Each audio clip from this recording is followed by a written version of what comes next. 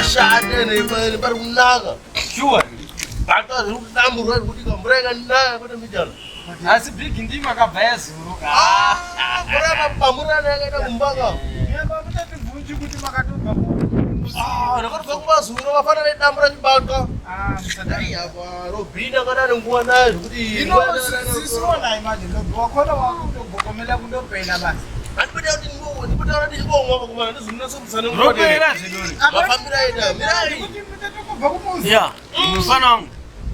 Watu kudini. Baba yeye ninga pakashata. Watu kudini. Bata zvedamburwa. Ndona ngate watsungira. Asi bro, bala robvira kashata. Ndona chamkoso kudai uruko kudai kuda here. Ndisabva kudai mukati kudai here. Banga shata zvekuti here. Vauka muzvimoni muzvibhakari. Beno. Obere ndidambura. Vauka muzvibhakari.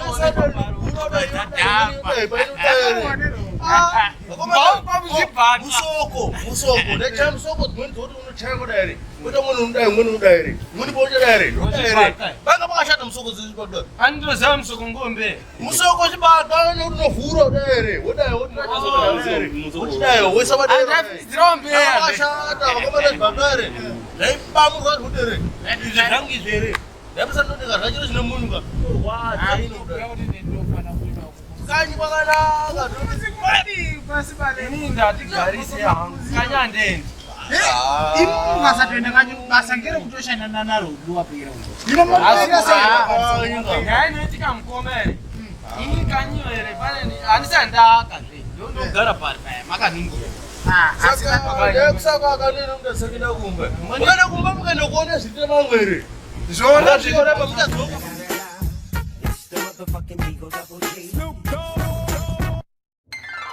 Achizongani warohwa ngedoro. Ngeropi? Wati waronge. Ngedhoyo. Wazi warohwa ngedhoyo. Dhoyo zve. Dhoyo. Every day nowadays. Pali pavideo paisho kupi. Kwese asima kuti rakega. Hayi singati anokuti chadzoka. Anokuda kuti kwanzi chadzoka ka.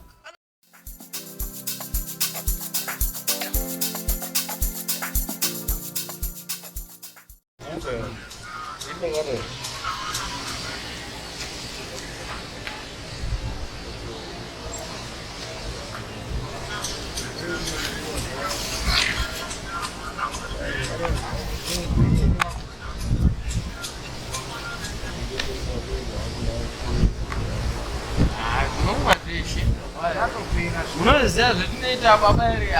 No mari inongodiwa kungoshanda yako isiri yekuti kai unonjenga Mukamwa doro gorova pasi havachadzoki. Madhiri nye makomana madhiri amakuita asani madhiri akanaka.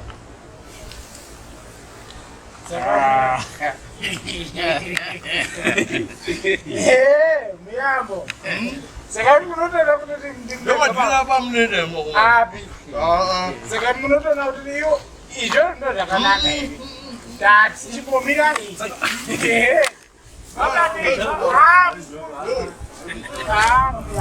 waninginda vakotenga kospai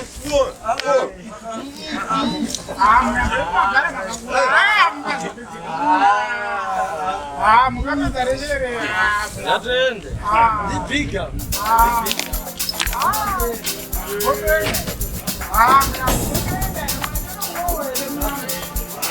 Ah,